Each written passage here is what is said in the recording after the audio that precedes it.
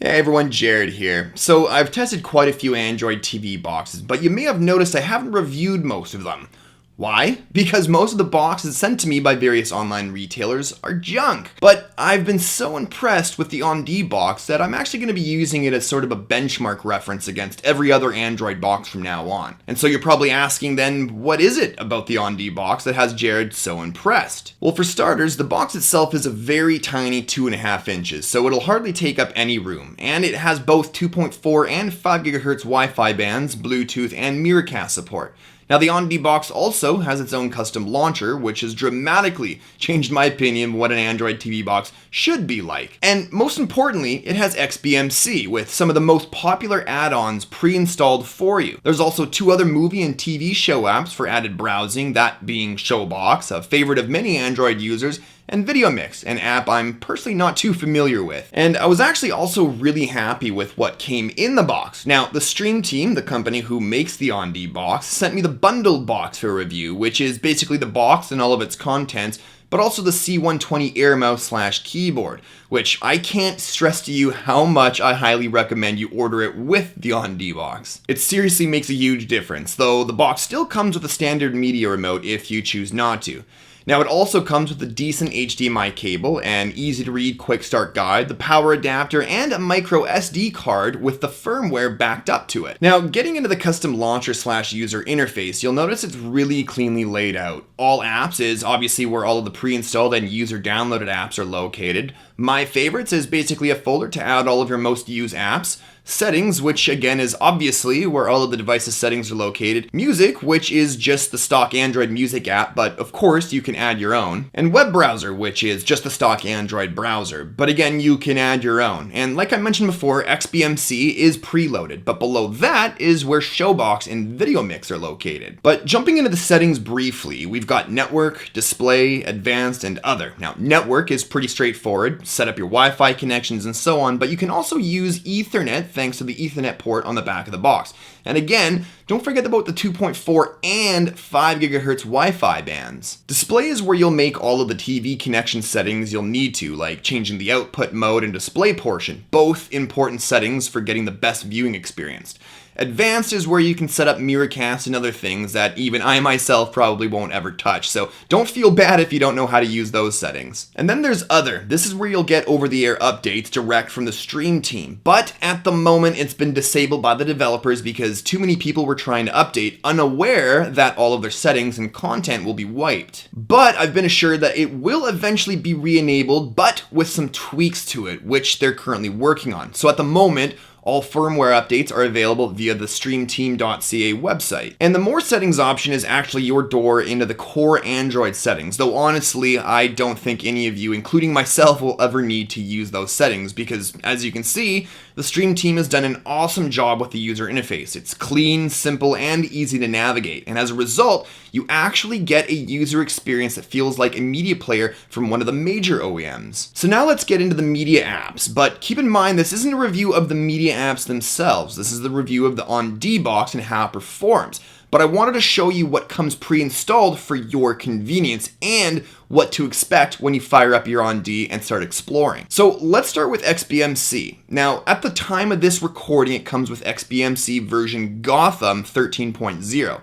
And if you're unaware of what XBMC is and does without getting into the history of XBMC, it quite simply allows a user to stream media, whether it's local or from one of the many add-ons you can download from within. With those add-ons, there are plenty of movies, TV shows, and sports being streamed from different remote servers from all over the world.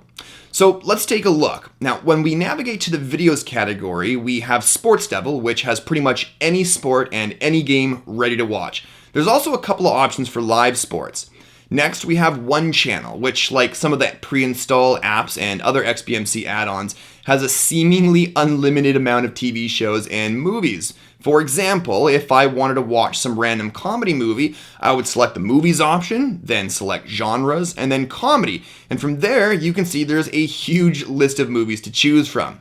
Now, next up is Mashup. This is probably my favorite add-on because it seems like the most well laid out. And most importantly for me, I can choose between new movies, which are usually cam versions, or just HD movies, which are generally 720 or 1080p. But Mashup also has a kid and sports section. There's a kids zone, which has selections like Disney Junior and National Geographic Kids, and sports has many popular sports networks. An FTV guide is literally like watching TV. The layout is just like what you would see on your digital cable box, with shows and channels from around the world. And I actually thought this add-on was really nifty. There's tons and tons of other add-ons for you to use as well, but those were just a few I wanted to point out that are already pre-installed for you.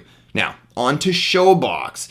So ShowBox is usually the first app I go to browse for new movies and shows. It's really well laid out, and the filter options make it easy to narrow down what you may be looking for. And it's a little easier to navigate through versus XBMC.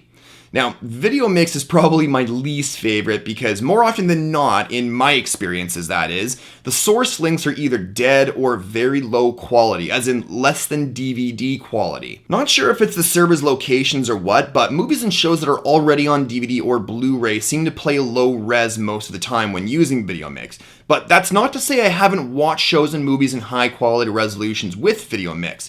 But it wasn't easy to find those ones for me. With that said, that's why I find myself on ShowBox and XBMC more often than not. Now, if you're wondering how gaming performance has been, I can't really answer that because I haven't done any gaming on it.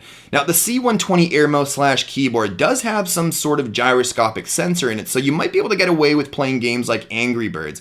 But if you have a Bluetooth controller like the Moga series, then you should be able to play like it was a console on the big screen. And with a dual-core CPU running at 1.5 GHz, a Mali 400 GPU, and 1 GB of RAM, you might be able to play most resource-hungry third-person shooters and racing games, but most likely with some noticeable performance hiccups. Now, a few very important things I wanted to bring up when considering the onD box versus its competitors like the G box or Apple TV, for instance, is the fact that one, you actually get true 1080p playback when available.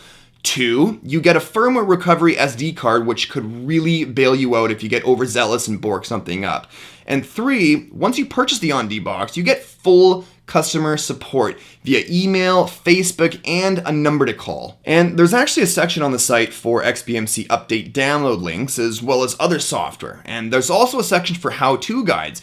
So if you want to learn all the ins and outs, they've got you covered. Seriously though, these guys are awesome and have proven to be super helpful to me. It also doesn't hurt that they're all Canadian, so being polite and courteous is kind of in their blood. So in conclusion, the onD Android TV box to me is sort of a no-brainer purchase because with it, you might want to cancel your cable subscription. Like me. It has so many options to find the movies you're looking for or your favorite TV series and is perfect for those times when you're not really sure what you want to watch and simply feel like browsing for something new. And the user interface is so insanely simple to use, I have no problems recommending it to the not so tech savvy crowd like most of my friends and family.